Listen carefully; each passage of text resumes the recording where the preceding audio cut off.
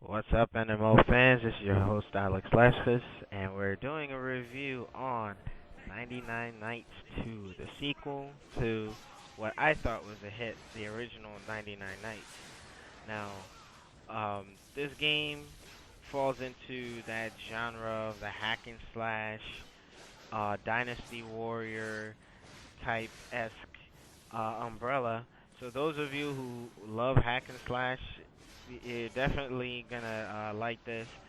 Fans of the series of the Dynasty Warrior, I think you'll definitely enjoy that. So it's a definite recommendation based on off of your NMO host here. Now, first things first, this game, if you played the first one thoroughly, you'll notice that it's a lot darker. It's not as goofy, kitty looking. Like I can remember one character, the witch, the little girl on the broom, looking all fairy tale fantasy. Like you won't find that in this game. It's they took a different approach, which was the right approach. Very good move. And what we have here, we have Galen going through his combos. Okay, now one thing that's noticeably increased that this game as a successor surpassed the original game was the amount of enemies that you will engage at one time. Now you'll see that in the original game, the first level, I think you'll notice that that's probably the most you'll face at one particular time, whereas in this game, it's mindless gore, cutting ogres and goblins in half. It's insane. I shit you not.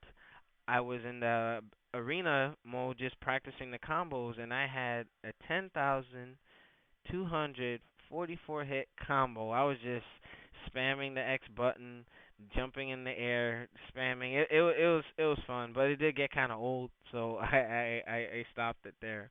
Should have an achievement for that, but in any case.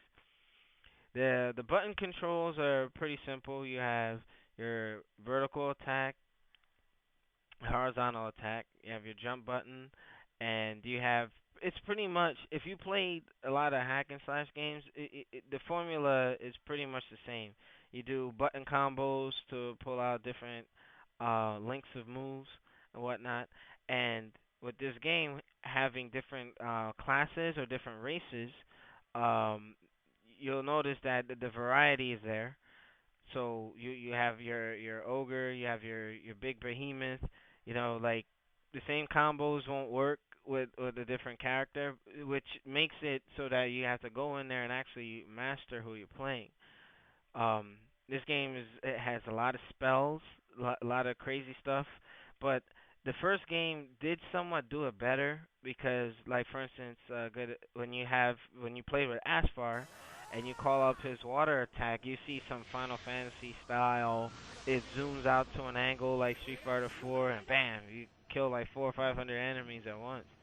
This game it does the same, but it's a little different. I think they I said earlier, they took a darker approach. They try to make it look more like a grittier environment and a grittier game overall. So that translated into how the big destruction moves come out. But I like the game a lot. The only thing it does tend to get repetitive. Like I've been playing the game. I'm like 80% through it already, and it's hack slash and whatnot. It happens with this genre. There's no way you could really get around it. But I like it a lot. But those who are basically looking for replayability, this game added what the first game was lacking, which was the co-op online, and that really works out for it because my friend Wolfar from Xbox Live and we really had a good time with it. But noticeably missing from the original game is the ability to command troops, which I liked. It was a little bit like an RTS feel to the hack and slash uh, genre, but it's not there. And it would have been cool to have the online mode and be able to command troops and have like Aspar would say, "Hey, troops on me," or go after them by doing pressing your buttons or your L and R buttons. But it's a different game. I would have liked to have a lot more elements from the first game there, but hey, it's a sequel, so anyway. Now, you'll notice, like I was saying with the classes, you have different groups, you have different races, all with their own magic, their own combos and whatnot, which is really, really good. So, it's a definite recommendation. I give the game an 8. I wanted more from the more elements from the first game. As you see here, this is one of the big bang attacks. Now, had you seen that in the original game, it would have been a little more dramatic. But it's satisfying. It gets the job done.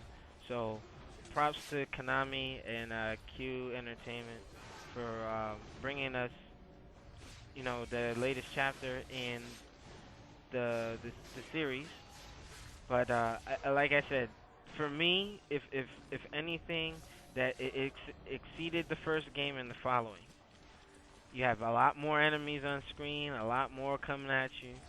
The online mode is a big plus, and it's good that they retain the fact that you can use different types of characters.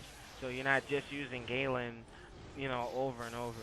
But before I sign off with this review, one thing that I can compare this game to is Castlevania Curse of Darkness. The game kind of feels as if they took that engine and then fused it with Dynasty Warrior and the original 99 Nights. So those who played these games will know exactly what I'm talking about. So I did do my research on it. But that's pretty much what I got for you, nMo fans. The game is out now. It's on Xbox 360. It's exclusive, and that's all alexlexus has for you. So definitely check it out. It's a great game. Uh, I would keep the original and this game. Just if you're fans of that type of hack and slash genre, but game gets a solid 8. And if you have any questions or concerns, if you don't agree with my comments or whatnot, you can leave a comment at the bottom, or you can go to the nMo website and we can engage in peaceful dialogue with your views, and we'll just take it from there. So without further ado, that's the review. Check us out next time where I'll be doing the review for Alpha Protocol, Crackdown 2, and a slew of other games. So, take care.